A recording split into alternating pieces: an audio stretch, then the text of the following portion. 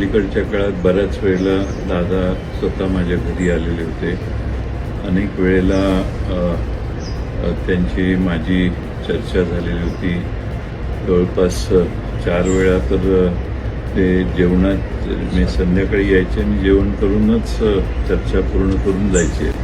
त्यामुळं बऱ्यापैकी त्यांची इच्छा होती की साहेबांच्या देखतच मला हे सगळे दोन्ही पक्ष आपले एकत्रित करायचे आहेत आणि माझ्याबद्दल जी जनमानसात आहे ते सगळं पुसून मी पुन्हा साहेबांच्या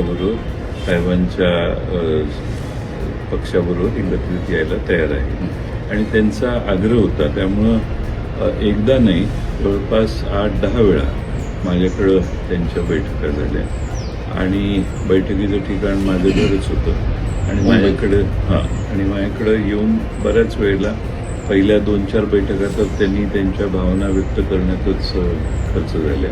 आणि त्यांचा प्रचंड साहेबांच्याबद्दल आदर होता.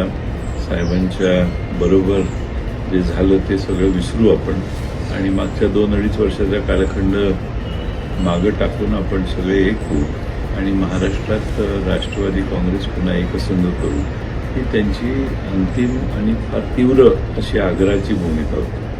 12 फेब्रुवारीचं तसं काही ते शेवटी 16 तारखेला रात्री माझ्या घरी आमच्या पक्षातल्या काही प्रमुखांची आणि त्यांची बैठक झाली.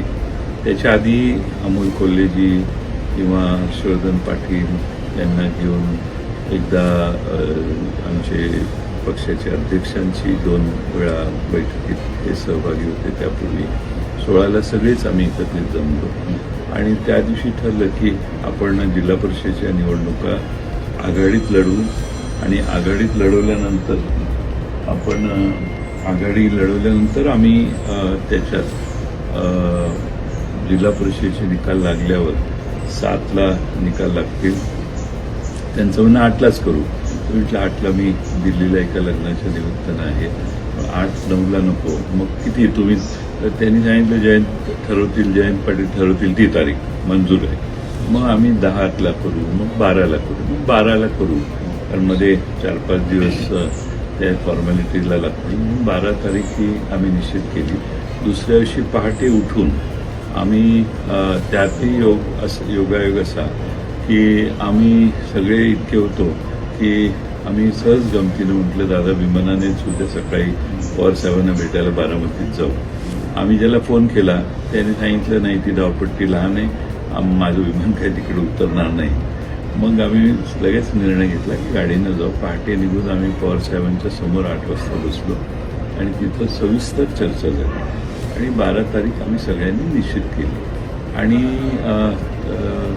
साधारणपणाने 8-9 पर्यंत हे जिल्हा परिषदेच्या निकालाचे पडसाद उघडतील आणि 10-11 तारीख मोकळे झाले की 12ला याचा निर्णय घेऊ अशी आम्ही पूर्ण चर्चा केली. पण अजितांच्या नेमकं मनात काय होतं, म्हणजे सत्तेमध्ये जाऊन एकत्र राहायचं काय? नाही, आधी दोन्ही पक्ष एकत्रित करायचे याच्याबद्दल त्यांचा आग्रह होता. आता त्याचे बरेच तपशील आहे. मग ते आता इतक्या छोट्या काळात मी कधीतरी मोकळ्या वेळी त्याचाही खुलासा मी करेन. पण फारच सविस्तर आणि अनेक वेळा त्याची चर्चा आमच्या सगळ्या बरोबर झाली. सुप्रियाताई त्यात काही वेळा उपस्थित ठेवायचा मी प्रयत्न केलेला होता. त्यामुळं बऱ्यापैकी चर्चा पुढे गेलेली. अजितांच्या मातेसावर आणि त्यांनी मला हेही सांगितलेलं की त्यांनी प्रफुल्ल पटेल, सुनील तटकरे, छगन भुजबळ आणि त्यांच्या पक्षातल्या अन्य आमदारांना देखील याची त्यांनी कल्पना दिली आहे की आम्हाला त्यांनी स्पष्टपणाने सांगितलेलं होतं. त्यांची या जे एकत्रीकरणाचा प्रयत्न करायला सहमती होती तसं वाटतं, म्हणजे बाकीच्या नेत्यांची नाही. अजितदादांचं मत असं होतं की मी निर्णय ज्यावेळी सांगतो त्यावेळी तो निर्णय होतो, इम्प्लिमेंट होतो. तुम्ही त्याबद्दल काही चिंता करायची कारण नाही. हे सगळे माझे सहकारी मी म्हणेन त्याप्रमाणे निर्णय करतील. अजितदादांच्या माती सावरण्याचा कार्यक्रम कालच झाला आणि ज्या पद्धतीने तातडीनं घडामोडी घडल्या, सुनेत्रा वहिनी तातडीनं मुंबईला रात्री पहाटेमध्ये रवाना झाल्या, आज मुख्यमंत्रीपदा शपथविधी घटनेचा या सगळ्या ज्या इतक्या घडामोडी तातडीने घेत आहेत, शपथविधी तो त्यांचा पक्षाचा निर्णय आहे, त्यांच्या पक्षाचा निर्णय आहे आणि मुख्यमंत्र्यांची त्याला संमती असल्यावर मग शपथविधी वगैरे हे सोपस्कार होतात. त्याचं प्रोसिजर आहे, त्यांच्या पक्षाचा अंतर्गत निर्णय आहे, त्यावर आम्ही काही भाष्य करू इच्छितो. पण या सगळ्या अजितदादांच्या घटनेनंतर अर्थमंत्रीपदासाठी तुमचं नाव काही माध्यमांनी घेतलं होतं की चर्चेमध्ये तुम्ही आहात पुन्हा, तर तशी काही चर्चा खरंच सुरू आहे?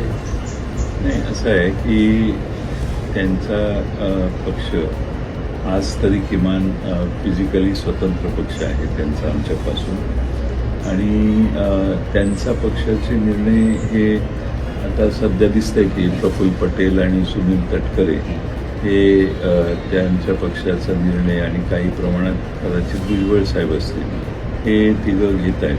त्यामुळे त्या तिघांचा निर्णय जो असेल त्याची अंमलबजावणी होत असेल, त्याच्याबद्दल मला माहीत नाही. त्यांच्या पक्षाच्या निर्णयाबद्दल मी बोलणं हे योग्य आहे असं मला वाटतं. पण या